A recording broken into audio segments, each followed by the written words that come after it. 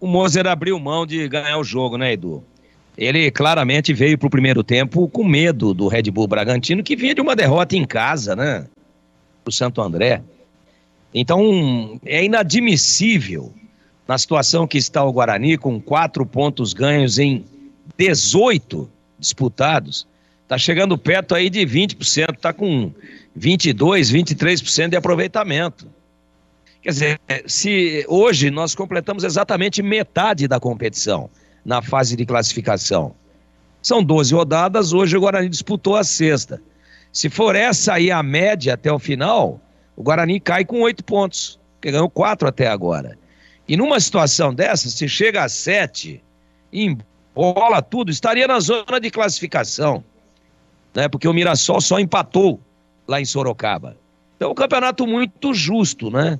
Mas do mesmo jeito que ele propicia uma recuperação interessante para buscar a classificação entre os dois dentro do grupo, ele é traiçoeiro para te jogar entre os dois últimos na classificação geral. Então, numa circunstância dessa, não dá, em sã consciência, para a gente concordar com o treinador que bota um zagueiro de lateral direito. Você viu que partida que fez o Diogo Matheus depois que entrou, fazendo as ultrapassagens, caiu ali, tem um bom entrosamento com ele, o Richard Rios, fizeram aquelas jogadas combinadas de ala, chamado overlapping, quando, como dizia o Cláudio Coutinho, às vezes a triangulação, chegando também o menino que entrou bem no jogo, teve um erro aí no final, tentou uma pedalada e perdeu a bola, o Rafael, esse moleque é bom de bola, levou uma no fundo ali, poderia ter saído o gol. Então o segundo tempo do Guarani, depois das alterações, foi bom. O Guarani foi melhor do que o Bragantino. Só que o Moser só tratou de abrir a porteira, só tratou de arrebentar as correntes para o time jogar, depois que ele tomou o gol a 9 minutos do segundo tempo. Aí tira a invenção Alvarino de lateral direito e põe o Diogo Matheus, né? No intervalo, já tinha tirado o Isaac e o Neilton, os dois jogadores com menor intensidade no primeiro tempo. Entrou muito bem o Derek, entrou muito bem o Rafael, e aí ele continua mexendo, né? O Lima veio para oxigenar, entrou com mais intensidade, até porque está com mais ritmo de jogo, no lugar do Matheus Barbosa. Agora, por que é que ele não veio com um time mais solto no primeiro tempo? Por que é que ele não veio já com o Diogo Matheus no primeiro tempo? Por que é que ele não veio já com o centroavante, com o Derek no primeiro tempo? Ah, porque entrou aí no meio o departamento de fisiologia, porque o jogador tá voltando agora, porque não aguenta. Pô, poderia já ter tomado de 1 a 2 gols no primeiro tempo. O Guarani saiu no lucro no primeiro tempo. Não teve o lado direito, porque o Alvarino não vai. Não teve o lado direito, porque sem o apoio do lateral e fora de forma, o Neilton também não jogou. Foi bem pelo lado esquerdo com o Bruninho e com o Jamerson, mas não teve transição por dentro, porque o Isaac foi uma imensa decepção a ponto de ter ficado no vestiário. Outra coisa, ele jogou sem a referência. Então não adianta o Jamerson, com a qualidade de cruzamento que tem, com a energia que tem, com a explosão que tem para chegar à linha de fundo, dando o pique aí aos 42 do segundo tempo, atravessando o campo de área a área, de linha de fundo a linha de fundo. Não adianta ele ter qualidade para cruzar. O Guarani consagrou a alta e lenta zaga do Bragantino, né? Formada pelo Luan Patrick e pelo Natan, e depois no segundo tempo com o Lucas Cunha. O Natan deve ter sentido alguma coisa.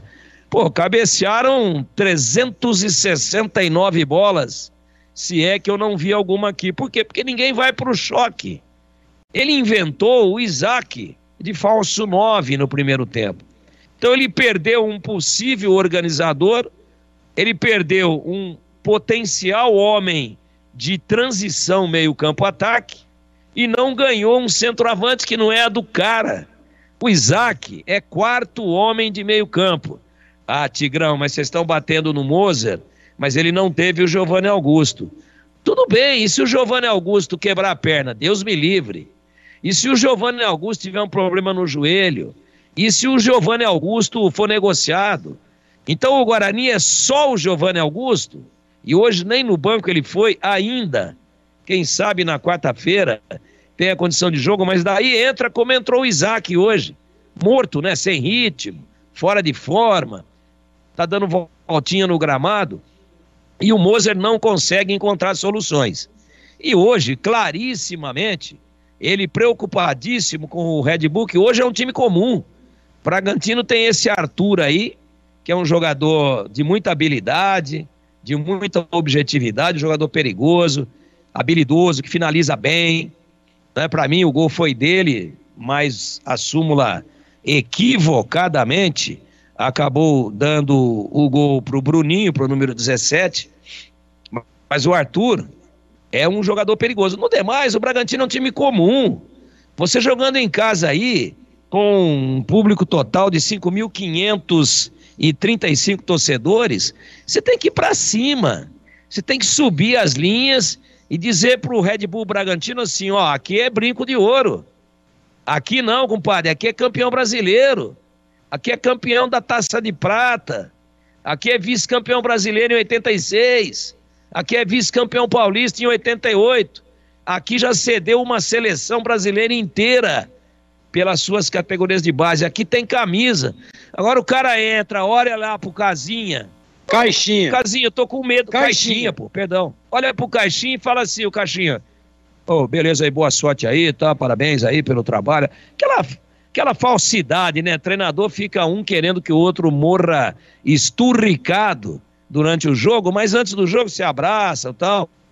Aí ele já falou antes da bola, ó, tô entrando com medo aí de você, tá? Esse é o sinal que ele deu. Jogando com 3 volantes e com um possível meia perdido em campo, e aí com um ataque que não tinha transição. Não adianta você enfiar muita flecha se você não tem arco. Ah, mas você reclama tanto do 4-4-2, hoje eu não consigo ler taticamente o esquema de jogo do Guarani no primeiro tempo. Então, eu não quero aqui fazer o papel do Carrasco, né? Eu não quero aqui fazer o papel daquele cara que puxa a cordinha da guilhotina. Agora, dá licença, né? Se for com esse aproveitamento aí até o final, vai cair com 8 pontos na última colocação. Essa é a saga do Guarani no Campeonato Paulista. E como tem 6 rodadas ainda, tem 18 pontos em disputa, eu acho que agora, né, eu sempre fui contra a troca, acho que não é o momento, a Ponte fez isso no ano passado e caiu, mas tem que dar uma sentada com esse moço aí e ver qual é a dele, pô. Porque entrar com medo, se fosse, né, o Palmeiras inteiro, o Flamengo inteiro, com todo mundo à disposição, todo o respeito ao investimento, à estrutura do Red Bull Bragantino, mas hoje é um time comum. Tem um jogador que é o destaque do time, nesse time que jogou hoje, é o Arthur. A nota dele é 6,77. Só, nada mais. Então vai, energia, vai para o time no primeiro tempo sem atitude. Time medroso. Um time tocando de lado, um time lento. Se deixou dominar, puxou as suas linhas de marcação da intermediária defensiva para trás. Aí quando toma o gol, joga um pouco de futebol. Vai, pressiona, cruza, vai cheio de defeito. Jogadores muito mais no coração do que na organização. E ao final, vamos dizer aqui a verdade e fazer justiça à equipe de Bragança Paulista. Já poderia ter definido o jogo no primeiro tempo pela inapetência, pela inoperância ofensiva do Guarani. Veio o segundo tempo, não mudou nada, apesar que as alterações ainda não tinham encaixado. Aí o Arthur cruza uma bola, diz a súmula que o Bruninho tocou, para mim não tocou coisíssima nenhuma.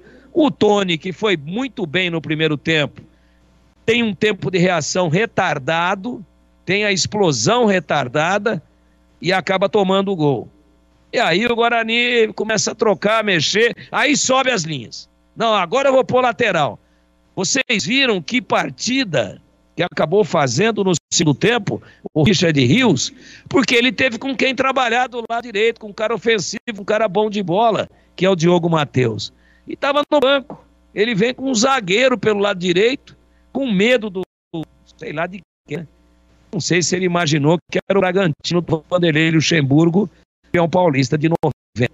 Então não vamos fazer nenhum tipo de injustiça e dizer, não, o Bragantino ganhou pela sorte, ganhou porque o Guarani não... Não, o Bragantino veio a Campinas para ganhar o jogo. Jogou para ganhar durante o primeiro tempo inteiro e durante o segundo tempo, boa parte, até quando o Guarani subiu as linhas e o Bragantino falou, vamos tentar não tomar o gol para levar os 3 pontos. Então o planejamento da equipe de Bragança, do seu treinador, Caixinha, foi executado dentro de campo. Estratégia para ganhar o jogo. Ganhou.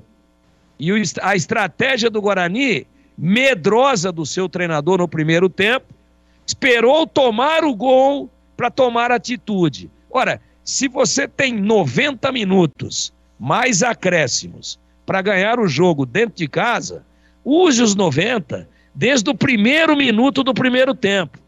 Afinal de contas, você está com a torcida a favor, está dentro do seu território e você tem uma história que tem que ser preservada e respeitada. Agora, do jeito que o Guarani entrou, aceitando a pressão e puxando todo mundo para trás, a história não poderia ter um final diferente. O enredo já estava absolutamente interpretado e o Guarani perderia o jogo. E eu acho que foi muito infeliz o Mozart.